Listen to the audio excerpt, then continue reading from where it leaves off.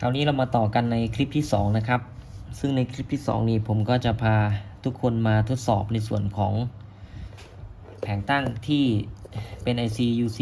3846นะครับแล้วก็เป็น TL 08CN นะครับตัวนี้เป็น Op Amp ตัวนี้เป็น IC PWM นะครับที่จะผลิตพันธุ์นะตัวนี้ก็จะเป็นตัวป้อนคำสั่งหรือว่าสั่งการอีกทีหนึ่งนะครับก็คือป้อนสัญญาณให้กับ UC นะครับว่าจะให้ UC นี่ผลิตมากหรือน้อยหรือว่าจะให้ UC นี่หยุดการทำงานนะครับก็จะเหมือนกับเจ้า IC เบอร์นี้เหมือนกันลักษณะคล้ายๆกันนะครับแต่ตัวนี้ก็จะถูกสั่งชัตดาวน์หรือว่าถูกให้หยุดทำงานโดยทรานซิสเตอร์พวกนี้นะครับอยู่ภายนอกนะแล้วก็มีออปแอมป้อนกระแสเข้ามาด้านนี้ป้อนสัญญาณอะไรประมาณนี้สั่งให้ UC นี่ทำงานมากน้อยอีกทีหนึ่งนะครับตัวนี้ก็จะคล้ายๆกันหลักการเหมือนกันนะครับก็จะมี Op Amp นะครับในการติดต่อสื่อสารระหว่าง UC กับ Op Amp อีกทีหนึ่งนะครับแต่ตัวนี้ตัวที่เราสังเกตเห็นก็คือจะไม่มีชุดไดร์นะครับชุดไดร์ตรงนี้ก็จะหายไปแต่ว่าหลักการทั่วไปก็จะคล้ายๆกันนะครับตัวนี้ก็จะมีความพิเศษขึ้นอีกนะครับจะเรียกพิเศษหรือว่าเรียกยุ่งยากเพิ่มขึ้นก็ได้นะครับขาที่1นะครับขาที่1สุดเนี่ยจะต้องมีไฟ15โวลต์จ่ายเข้าไปนะครับขาขวาสุดก็จะเป็นขากราวเหมือนกันนะครับแล้วก็ขาที่3ครับขานี้นะขานี้ต้องจ่ายไฟ-15โวลต์เข้าไปครับก็เท่านี้นะครับ1 2 3ที่จะทำให้ UC ตัวนี้ทำงานได้แต่ถามว่าถ้าบางคนไม่มี15โวลต์เนี่ยที่เป็น-15โวลต์เนี่ยจะได้ไหมตอบว่าได้ครับแต่ว่าต้องเอา TL นี้ออกนะครับต้องเอา Op Amp ตัวนี้ออกพอดึง Op Amp ออกปั๊บเราก็จ่ายไฟเข้าไปบวก15ตรงนี้แล้วก็กราวตรงนี้ UC ตรงนี้ก็จะทำงานตามปกตินะครับก็จะทดสอบได้เพียงเท่านี้นะครับแต่ถ้าเมื่อไหร่มี Op Amp อยู่นะครับจ่ายไฟบวก15แล้วก็กราวเข้าไปเนี่ย UC จะไม่ทำงานครับจะมีผลให้ตัวนี้หยุดการทำงานไปโดยปริยายนะครับก็จะเพิ่มขั้นตอนที่ยุ่งยากขึ้นมานะครับงั้นผมก็ต่อสายเรียบร้อยนะครับต่อสายเรียบร้อยสีขาวเป็นกราวสีแดงเป็นบวกนะครับซึ่งบวก15โวลต์ของด้านนี้นะครับบวก15โวลต์อันนี้อธิบายพลาดไปนิดนึงนะตรงนี้ก็ต้องมี15โวลต์นะครับ15โวลต์ก็จะมี15โวลต์2ชุดด้านนี้ด้านขวากับด้านซ้ายนะ15โวลต์ชุดแรกเนี่ยชุดแรกด้านขวาตรงนี้นะครับจะมาเลี้ยง UC นะครับจะเป็น IC UC นะส่วน15โวลต์ด้านซ้ายจะมาเลี้ยง Op Amp ครับอยู่ขานี้นะครับเพิ่น2ขานี้เขาไม่ต่อถึงกันนะเขาไม่ต่อถึงกันแล้ว15โวลต์ที่เป็นลบก็จะมาเลี้ยงในฝั่งนี้ครับเพราะฉะนั้นถ้าใครเจอ IC แบบนี้เราก็ต้องรู้ว่าแหล่งจ่ายไฟก็จะมีบวก-15นะครับลองดูนะว่าเขาต่อถึงกันไหมเราลองดูเลยครับเราก็จะปล่อยสัญญาณเข้ามาปล่อยไฟเข้ามาตรงนี้นะครับแล้วเราก็วัดไฟออกดูนะครับแต่ผมไม่แน่ใจว่าเขาตรงนี้เขาออกขาไหนนะแต่ว่าเราก็วัดที่ขา11ขา14ได้เหมือนกันนะครับโอเคครับเรามาเริ่มลงมือวัดกันนะครับว่า IC แต่ละขาเนี่ยเขาจะออกแรงดันเท่าไหร่นะครับอันดับแรกเลยนะครับเราวัดไฟเลี้ยงนะครับไฟเลี้ยงของทั้ง2ก่อนนะครับก็จะมีไฟเลี้ยง15โวลต์ซ้ายสุดนะครับขวาสุดก็จะเป็น15โวลต์นะครับ15โวลต์จะเลี้ยง IC ตัวนี้นะครับก็คือขา15ขา15นะเนี่ยครับ15โวลต์นะครับก็จะได้อยู่ที่15โวลต์นะครับ15โวลต์ประมาณนี้นะครับขา3ครับขา3พิน3นะเรียกเป็นพิน3แล้วกันพิน3จะมี-15โวลต์ก็จะอยู่ในส่วนของ TL ตัวนี้นะครับ TL ตัวนี้จะมีไฟเลี้ยงบวก15อยู่ตรงนี้นะครับแล้วก็-15อยู่ตรงนี้นะครับเนี่ยมีบวก15-15นะครับ2ตัวนี้นะก็พันครับคราวนี้สิ่งที่เราจะต้องวัดนะครับความสำคัญของเราคือพันนะพันคือขา11กับขา14นะครับขา11คือตัวนี้นะครับวัดเข้าไปได้ 6.3 นะครับขา14ครับ14ก็ได้ 6.3 พันจะสัญญาณพันจะแรงกว่านะครับจะแรงกว่า SG นะ 6.3 นะครับ14ก็ 6.3 ขา1ครับซอฟต์สตาร์ทก็จะต้องมีนะครับไม่มีพันไม่ออกนะ 2.6 นะครับประมาณ 2.5 2.6 นะ2.6 นะครับขาชัดดาวน์จะมีแรงดันไม่ได้นะครับถ้ามีแรงดันก็คือ14กับ11ก็จะ ถูกหยุดการทำงานไปด้วยนะครับคือ 0.07 นะ 0.07 เป็นกี่มิลลิแอมป์ครับลองดูนะไฟจะอยู่ที่ประมาณสัก6มิลลิแอมป์ครับ6มิลลิแอมป์นะ6มิลลิโวลต์สิประมาณ6มิลลิโวลต์ครับไฟต้องไม่เกินนี้นะครับถ้าไฟเกินก็คือแรงดันเขาจะชัตดาวน์ไปเลยนะครับต่อมาขา2ครับผมไล่ไปทีละขาแล้วนะขา2นะคราวนี้ขา2มีแรงดันเท่าไหร่ขา2อยู่ที่5โวลต์ครับขา3ครับขา3อยู่ที่0นะครับขา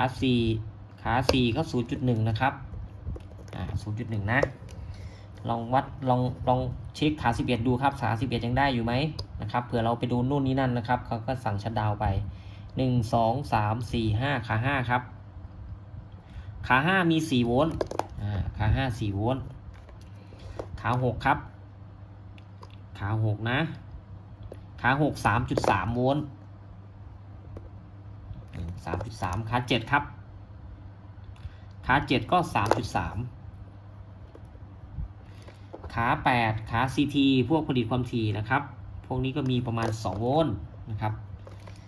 ขา9ครับเราวัดไปทีละตัวนะ 2.6 นะครับขา10เป็นสัญญาณซิงค์นะ90ตรงนี้นะครับ90ก็5โวลต์ครับขา12 0โวลต์แน่นอนขา13ครับ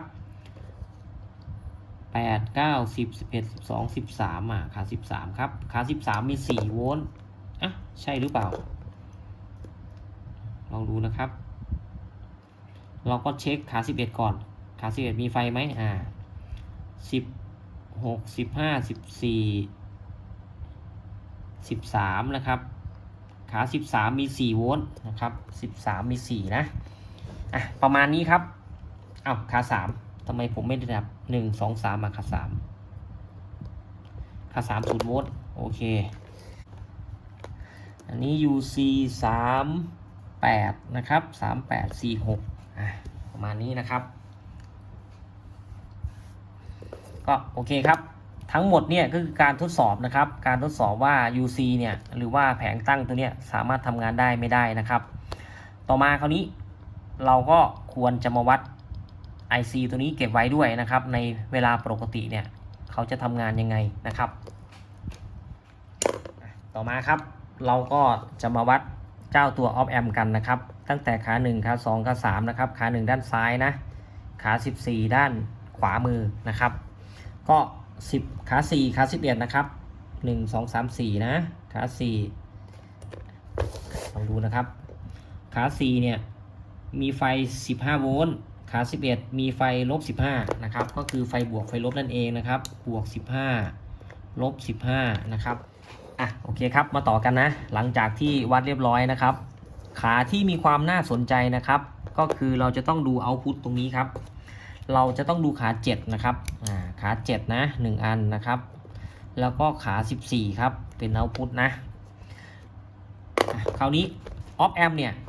เขาจะมีกฎอยู่นะครับเขาจะมีกฎอยู่ว่า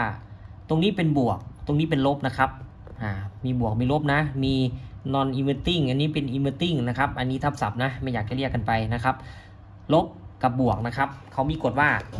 ถ้าข้างที่เป็นลบเนี่ยขั้วลบเนี่ยถ้าแรงดันเข้ามากนะครับแรงดันเข้ามากกว่าไอ้ตัวที่เป็นบวกนะครับมากกว่าไอ้ตัวที่เป็นบวกนะแรงดันออกก็จะเป็นลบครับจะเป็นลบนะก็จะออกเป็นติดลบมาเป็นลบ14โวลต์นะครับลักษณะนี้นะถ้าใครวัดไปวัดมานะเนี่ยอย่างผมจะวัดนะขา5ขา6นะขา5นะครับเนี่ยขา5เข้า 5.1 โวลต์ขา6เข้า 5.7 โวลต์แต่ทำไมแรงดันออกเป็นลบ14เขาจะเป็นอยู่ในวงจรของเขานะครับถ้าลบเข้ามากกว่าบวกนะครับก็จะออกลบไปถ้าบวกเข้ามากกว่าก็จะออกบวกนะครับลักษณะนี้นะแต่เนี่ยเข้าพร้อมกันเข้าเท่ากันก็ออกเท่านี้นะครับแล้วแต่เขากำหนดมา4โวลต์4โวลต์4โวลต์ตรงนี้นะครับตรงนี้เขาจะไปไหนครับขา7เนี่ยเขาจะส่งมาควบคุมขาชัตดาวน์ครับขาชัตดาวน์ขานี้นะขานี้ครับโดยผ่านไดโอดตัวนี้ครับโดยผ่านไดโอดตัวนี้สังเกตดูนะตอนนี้ยังไม่ผ่านไล่วงจรนะครับเนี่ยปั๊บตัวนี้ออกลบ14ลบนะครับติดลบนะออกลบ14 แล้วก็ผ่านไดโอดได้ไหมจะผ่านไดโอดไม่ได้ตัวนี้ออกลบ14จะผ่านไดโอดไม่ได้นะครับเมื่อไหร่ที่เขาออกเป็นบวกครับออกเป็นบวกเนี่ยถ้าออกเป็นบวกเมื่อไหร่มีแรงดันมากกว่า1โวลต์ขึ้นไปเนี่ยครับบวกตรงเนี้ยขั้วนี้ครับเขาจะวิ่งมาที่ขา16ขา16เนี่ยถ้าได้บวกเข้าไปนะครับ1โวลต์ขึ้นไปเนี่ย1 ถึง 2 3 โวลต์ขึ้นไปเขาจะสั่งชัตดาวน์ตัวครับชัตดาวน์ตัวเราเองก็คือหมายความว่าเขาจะไม่ให้ขา11เนี่ยขา11 6.3 โวลต์นี่มีไฟออกมาอันนี้คือเวลาเขาสั่งระบบให้หยุดการทำงานครับคือขานี้นะแล้วคราวนี้ถ้าขา14ครับถ้าขา14ไม่มีแรงดันออกมาครับคราวนี้ถ้าขา14ไม่มีแรงดันออกมา IC ตัวนี้ก็ไม่ผลิตพันธุ์ครับขา11กับขา14ของ IC UC นะครับของ IC UC นะตัวนี้นะครับเนี่ยขานี้นะครับขา14จะวิ่งเป็นเอาพุตมาที่ขา5นะครับมาที่ขา5แล้วเขาขา5ขา6นี่เขาจะต่อแรงดันกันนะครับก็คือแรงดันอินพุตเข้าขา5ครับถ้าไม่มีแรงดันอินพุตเข้าขา5ขา7ก็จะไม่มีไฟเมื่อขา7ไม่มีไฟของ UC นะครับขา11กับขา14ก็ไม่มีแรงดันออกลองดูนะครับขา14นะลองดูนะครับขา14ของ op amp นะ op amp TL นะครับมีประมาณ4โวลต์ 3.9 3.8 นะครับขึ้นลงนะเขาจะวิ่งมาที่ขา5ครับขา5ก็คือ1 2 3 4 5นี่ครับอันนี้4โวลต์นะ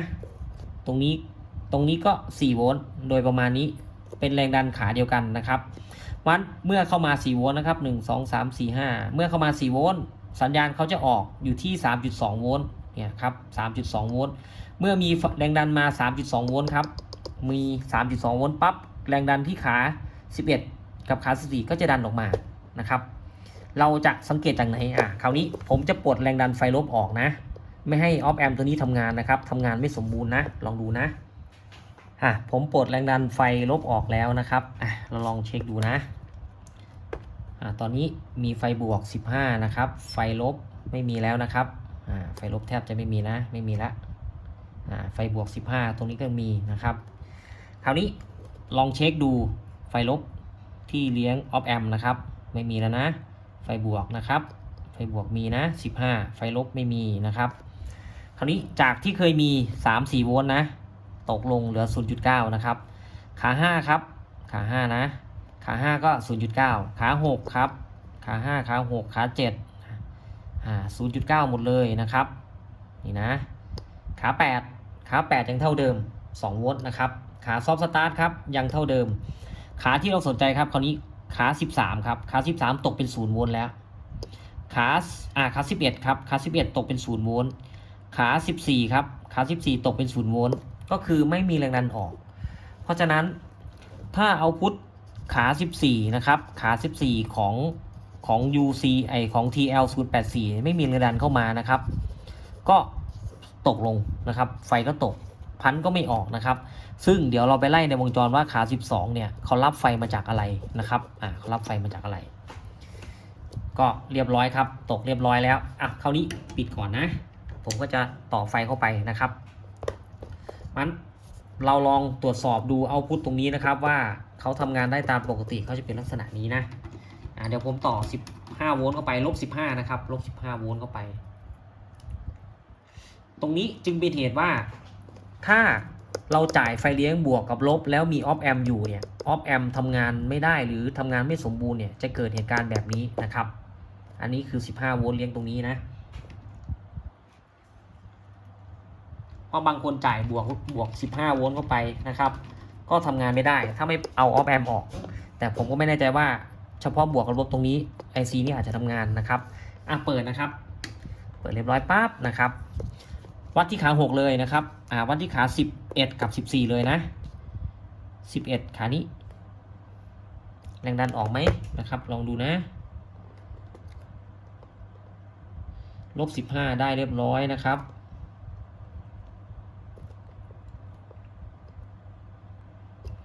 ลองสังเกตดูนะครับขาอื่นๆมีไฟนะขา8 9 10 11ขา11มีไฟแล้วนะครับ 6.3 โวลต์ขา14ครับ14ก็มีไฟ 6.3 โวลต์มีไฟเรียบร้อยครับ นั้นขานี้ขา14นี้แรงดันอาจจะขึ้นลงนะครับแต่ว่าขอให้มีแรงดันเข้ามานะครับเพราะฉะนั้นเขาป้อนมาที่ขา5ครับขา5ของ UC นะครับขา5ของ UC นะ1 2 3 4 5 1 2 3 4 5ผมก็ไล่ขาไม่ถูกสักทีนะครับเนี่ยครับขา5ของ UC นะครับมีไฟประมาณ 2.8 2.9 ค่อยๆขึ้นนะครับ3โวลต์นะเขาค่อยๆเก็บประจุขึ้นเพราะฉะนั้นขานี้มีไฟนี่ครับขา14ก็มีไฟอันนี้ประมาณนี้นะครับงั้นเราก็ลองเช็คลองไล่ดูนะว่าถ้าเราป้อนไฟเฉพาะไฟบวกอย่างเดียวนะครับไฟบวกอย่างเดียวเข้าตรงนี้นะครับไฟบวกไฟลบอย่างเดียวแล้วยังมีออฟแอมอยู่เราจะเช็คไม่ได้นะครับมาต่อกันครับคราวนี้เกิดอีก1เหตุการณ์นะครับเกิดอีก1เหตุการณ์ก็คือพันไม่ออกนะครับผมจำลองพันไม่ออกเนี่ยครับพันไม่ออกนะขา11ขา14พันไม่ออกนะครับสิ่งที่เราจะต้องตรวจสอบคือ1นะครับเราต้องมาดูขาซอฟต์สตาร์ทขา1เลยนะครับว่าขา1มีไฟไหมลองสังเกตขา1นะครับขา1ไม่มีไฟครับขา1ไม่มีไฟนะการที่ขา1ไม่มีไฟนะครับมันจะเกิดเหตุการณ์ก็คือขา16ถูกสั่งชัตดาวน์นะครับเพราะฉะนั้นเราวัดที่ขา16ครับขา16ปกติอยู่ที่6มิลลิโวลต์ไฟไม่เกินนั้นนะครับคราวนี้ขา16ครับได้ประมาณสักเท่าไหร่ครับจาก6มิลลิโวลต์ครับเต็มที่เลยมากกว่า6มิลลิโวลต์นะครับเกือบจะ1โวลต์ครับเนี่ยเกือบเป็น1โวลต์แล้วเราสังเกตดูนะครับถ้าขา6มีไฟมากกว่า6มิลลิโวลต์ตรงนี้อาจจะดูไม่ชัดเจนนะเราไปดูที่ขานี้ครับเราไปดูที่ขา7จากที่เคยเป็นลบครับถ้าขา7เป็นลบอยู่แสดงว่าขา16ไม่ทำงานครับเมื่อไหร่ขา7ไม่เป็นลบนะครับแสดงว่าขา16ทำงานเราเช็คอย่างนี้ก็ได้นะครับขา7นะจากที่เป็นลบ14นะครับปึ๊บนี่ครับกลายเป็นบวกครับจะบวกเท่าไหร่ก็ได้อันนี้ผมจำลองนะจะบวกเท่าไหร่ก็ได้ครับแสดงว่ามีไฟผ่านที่ไดโอดตัวนี้ครับไฟเขาติดลบตอนแรกไฟ14โวลต์ลบ14โวลต์เนี่ยมันข้ามไดโอดตัวนี้ไม่ได้พอข้ามไม่ได้ขา16ก็ไม่มีผลไม่ทำงานครับแต่ตอนนี้ไฟข้ามมาได้ประมาณ9โวลต์ไฟ9โวลต์ตรงนี้ครับวิ่งผ่าน R มาอีกตัวหนึ่งนี่แหละประมาณนี้นะครับวิ่งมาที่ขา16ครับทำให้ขา16ชัตดาวน์คือดึงไฟลงกาวทั้งระบบเลยขาซอฟต์สตาร์ทเลยไม่มีไฟครับการที่ขา14เป็นลบครับก็เพราะว่าบวกเข้ามากกว่าลบครับเมื่อกี้เราวัดได้ 5.7 นะครับเราลองดูนะว่าขา5ได้เท่าไหร่นะขา5ครับขา5ได้ 5.1 เท่าเดิมผมบอกว่าบวกเข้ามากกว่าลบขา5เท่าเดิมนะครับขา5เท่าเดิมนะแล้วไปเช็คดูขา6ครับขา6จากที่เคยได้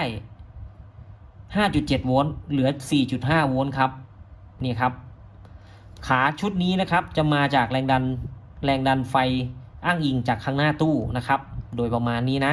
ถ้าเขาไม่ได้15โวลต์เมื่อไหร่ถ้าเขาตกลงเมื่อไหร่เนี่ยแรงดันตกลงเมื่อไหร่เนี่ยเขาก็จะเกิดการชัตดาวน์นะครับอันนี้ลองเช็คด้วยนะครับจุดที่จะเช็คนะ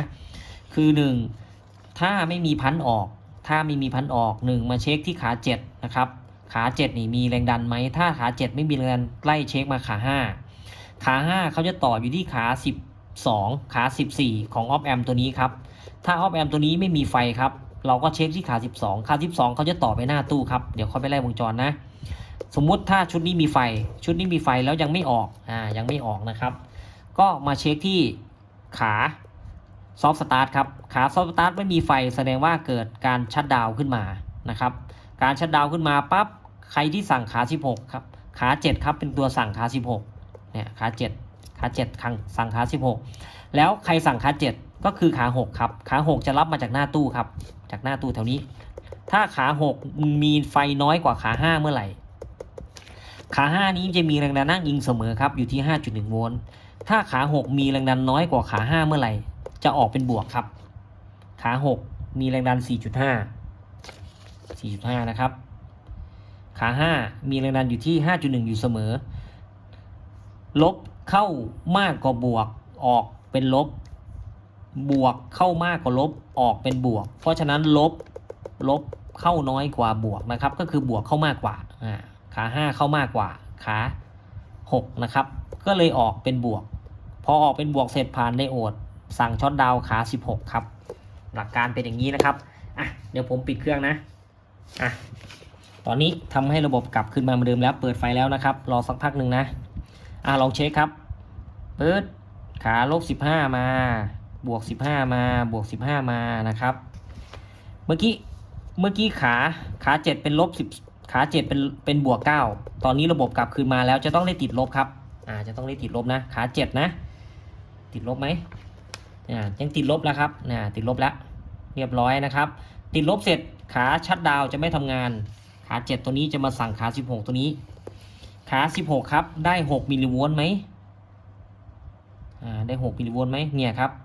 แทบจะไม่เป็นมิลลิโวลต์ละ 0.00 เท่าไหร่ก็ไม่รู้ว่าทำงานไหมนะครับเราเช็คที่ขานี้ก่อนขา5ครับได้ 5.1 เท่าเดิมนะครับขา6ครับขา6ก็มา 5.7 ละมีมากกว่าแล้วนะครับขานี้ออกไหมเนี่ยครับแรงดันออกแล้วนะครับแรงดันออก 6.3 โวลต์แล้วนะครับแรงดันออกแล้วนะขา14แรงดันก็ออกปกตินะครับขาซอฟต์สตาร์ทขา1ครับก็มีไฟมาปกตินะครับเนี่ยมีไฟมาแล้วนะขาชัดดาวก็ไม่ทำงานปกติครับได้ 0.007 นะครับได้7มิลลิโวลต์นะครับ6มิลลิโวลต์นะเมื่อกี้ 0.6 ครับประมาณ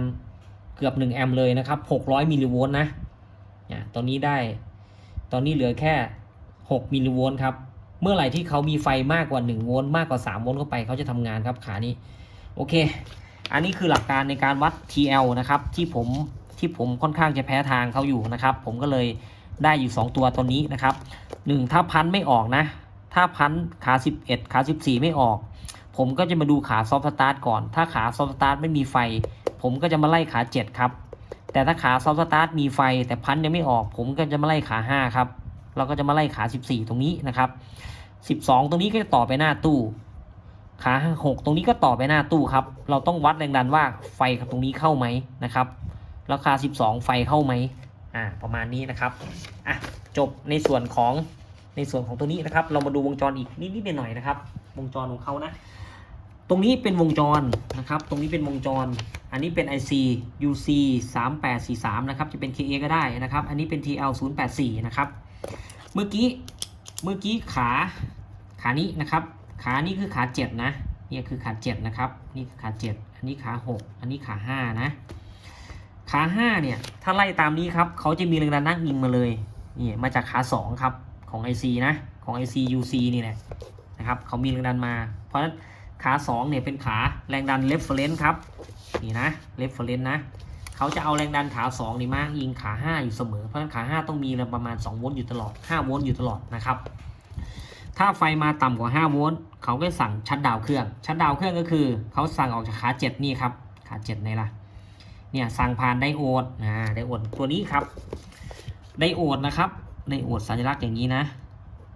ไฟจะไหลได้ทางเดียวครับถ้าไฟบวกเข้าตรงนี้ก็ไหลออกไปได้แต่ถ้าเป็นไฟลบเมื่อไหร่ไฟลบมานะครับลบเข้าตรงนี้มันออกไปไม่ได้มันถูกกั้นไว้เพราะฉะนั้นถ้าติดลบ14หรือลบเท่าไหร่ก็ตามแต่ไม่มีไฟออกตรงนี้ได้0ครับเมื่อไหร่ที่ตัวนี้ติดบวกคราวนี้ติดบวกเป็นบวกขึ้นมาแม้1โวลต์มันก็ออกไปได้ครับคราวนี้ออกบวกมาปั๊บผ่าน R ตัวนี้ครับผ่านตัวนี้มาวิ่งปื๊ดมาครับวิ่งเข้าขาไหนครับเนี่ยขา16นะครับวิ่งเข้าขา16ของ IC นะครับเนี่ยขา16อาจจะดูไม่ค่อยเห็นนะเข้าขา16 IC นะครับเขาเขียนว่าชัตดาวน์นี่เลยนะครับชัตดาวน์นะอยู่ตรงไหนเอ่ยเนี่ยชัตดาวน์นะครับมันต้องอ้างอิงอย่างนี้นะครับต้องมั่วหน่อยถึงจะรู้เรื่องกันนะประมาณนี้นะครับต่อมาขาในอีกที่จำเป็นขา12ครับนี่ขา12นี่จะมีไฟมาจากหน้าตู้ครับมีไฟมาจากหน้าตู้ซึ่งจะมาจากผมก็มีบอกตัวจริงให้ดูนะจะมาจากตัวทิมเมอร์ตัววอลลุ่มหน้าตู้นะครับเพราะฉะนั้นวัดขา12ครับต้องมีแรงดันเข้ามาอยู่ที่ถ้าดูตามนี้ก็ประมาณสัก5โวลต์ครับ5โวลต์นะถ้ามีบวก5โวลต์อะไรมาเมื่อไหร่เนี่ยเขาก็จะออกไปที่ขา14ครับขา14ตัวนี้นะขา14ก็ต่อมาที่ขา5ของตัวนี้ครับขา5ตัวนี้นะ นะครับขา14ตัวนี้วิ่งปื๊ดมาขา5นะครับแต่ว่าถ้าขา14แรงดันไม่ออกมันอยู่ที่ขา5ครับขา12ต้องมีไฟ5โวลต์ครับขา12นี่มาจากหน้าตู้ขา6ก็มาจากหน้าตู้นะครับมาจากแรงดันไฟหน้าตู้เพราะฉะนั้นขา6นี่ต้องมีไฟมากกว่า5โวลต์ขึ้นไป 5.2 โวลต์ 5.1 โวลต์ขึ้นไปครับประมาณนี้ครับตามหลักการนะผมก็ไม่ได้พาไล่พาเช็คแบบเป๊ะๆมากมายนะครับอันนี้เอาหลักจุดสำคัญนะครับของ UC นะเพราะว่าเจอ UC เมื่อไหร่เนี่ยผมก็หลงทางตลอดนะครับวันทุกคนสรุปขออนุญาตสรุปอีกสักครั้งหนึ่งครับทวนไปทวนมานะ 1. ถ้าพันขา14ไม่ออกนะครับขา11ไม่ออกนะครับให้มาเช็คที่ขาซอฟต์สตาร์ทขา 2.6 ขานี้ขา1นะครับถ้าไม่มีไฟกรณีไม่มีไฟต้องมาเช็คขา16ครับว่าขา16นี่ทำงานไหมส่วนมากถ้าขา16ทำงานไฟไม่มีตรงนี้ครับถ้า IC ไม่เสียเองนะไฟซอฟต์สตาร์ทไม่มีตรงนี้นะครับขา16ทำงานครับขา16ทำงานได้ก็ต่อเมื่อขา7สั่งออกมาครับขา7ถ้าเป็นบวกขา7ถ้าเป็นบวกเมื่อไหร่ขา16ทำงานครับเพราะฉะนั้นปกติขา7จะต้องติดลบครับติดลบเท่าไหร่ก็ว่ากันไปนะครับจะเป็นไฟลบนะอันนี้ไฟลบโอเคไฟลบโอเคนะครับไฟบวกนี่ไม่โอเคนะเพราะฉะนั้นถ้าเป็นไฟบวกไล่ต่อครับไล่ย้อนกลับไปขา6จะต้องมีไฟน้อยกว่าขา5ครับเพราะฉะนั้นไล่มาให้เจอครับขา6เนี่ยเขาไปที่ไหนไปหน้าตู้ไปต่อที่ไหนเราก็ไล่กันไปนะครับเนี่ยครับ IC ผ่าน R ตัวนี้ขา6ครับเนี่ยขา6ตัวนี้เขาต่อกับตรงนี้ต่อกับไฟบวกตรงนี้ครับ